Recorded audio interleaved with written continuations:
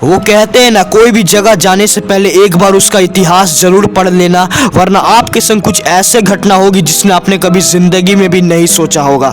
आज हम राजस्थान की एक ऐसी शख्स की कहानी सुनाने जा रहे हैं जिसकी कहानी इतनी ज़्यादा खौफनाक है, इतनी ज़्यादा खौफनाक है कि अच्छे अच्छे के रोंगटे खड़े हो जाते हैं। लड़के का नाम था रमेश और रमेश राजस्थान के अजमेर डिस्ट्रिक्ट में रहता था। रमेश एक मिस्त्री था और वो हर अलग अलग जगह में जाके काम करता था एज यूजुअल, जैसे मिस्त्री लोग करते हैं। सब कुछ उसकी लाइफ में बढ़िया चल रहा होता है, तभी उसकी लाइफ में एक टर्निंग पॉइंट आता है। रमेश को एक मिस्त्री का काम मिलता है बीचों बीच जंगल में, जहाँ उसे कई सारे पेड़ काट कर एक छोटा सा मिनी हाउस बनाना होता है। हालांकि रमेश को इससे कोई भी प्रॉब्लम नहीं था, लेकिन प्रॉब्लम उस जंगल में था जहाँ रमेश जा रहा था। लोग कहते इस जंगल में कई सारे प्रेत आत्माओं का राज है, लेकिन रमेश को इस चीज में बिलीव नहीं था। रमेश को लगता था लोग सिर्फ उसको डराने के लिए सब बात बोल रहे थे और बहका रहे थे, लेकिन रमेश गलत था। वो नहीं जानता था उसके संग क्या होने वाला है।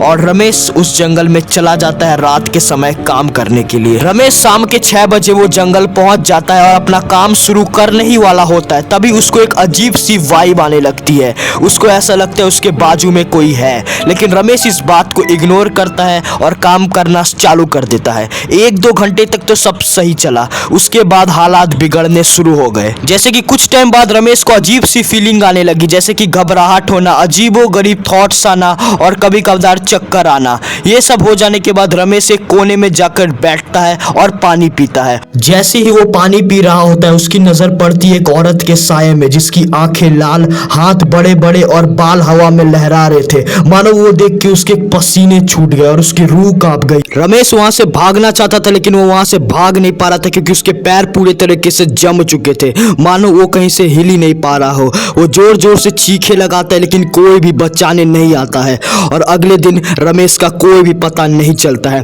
पुलिस के लाख कोशिश करने के बाद भी रमेश की बॉडी नहीं मिली, लेकिन हाँ, पुलिस के बहुत इन्वेस्टिगेशन करने के बाद रमेश की बॉडी फाइनली मिल गई, एक पेड़ में टंगी हुई। वो वहां कैसी गई, क्यों गई, उसका रीजन आज तक किसी को पता नहीं चला। लेकिन कहानी यहाँ तक सीमित नहीं होती। रमेश के मौत के बाद गांव में अजीबो गरीब घटनाएं होना शुरू हो गई, जैसे कि किसी की तबीयत खराब हो जाना और भी बहुत कुछ। लेकिन मेन कहानी शुरू होती है अमित से, जो एक पैरानॉर्मल इन्वेस्टिगेटर था, जिसे ये सब चीज में बड़ा इंटरेस्ट था। अमित को लगता था अगर वो कुछ रिचुअल या कोई मंत्र जाप करेगा तो वो उस आत्मा को अपने पास बुला सकता है। गांव के लोग उसका सुनकर मजाक उड़ा रहे थे, लेकिन अमित को अपने अंदर पूरा कॉन्फिडेंस था, इसलिए उसने अपने दोस्तों को अपने घर में बुलाया और वो मंत्र पढ़ना शुरू कर दिया। उसके दोस्तों को थोड़ा डर लग रहा था, लेकिन वो अमित के साथ थे। अमित मंत्र पढ़ना शुरू कर चुका था और उसके संग अजीबो गरीब चीजें होना शुरू हो चुकी थी, जैसे ठंडी हवा का चलना, उसके आजू बाजू किसी की आहट का महसूस होना और उसके बाजू का सामान का हिलना।